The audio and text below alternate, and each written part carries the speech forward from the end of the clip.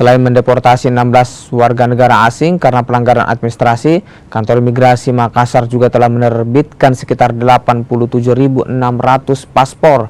Sementara untuk pelayanan WNA sekitar 2.452 dokumen baik izin tinggal kunjungan, tinggal sementara hingga izin tinggal tetap. Ada 16 orang dari sini yang dideportasi, yaitu dari bermacam-macam warga negara antara lain Vietnam, terus yang kebanyakan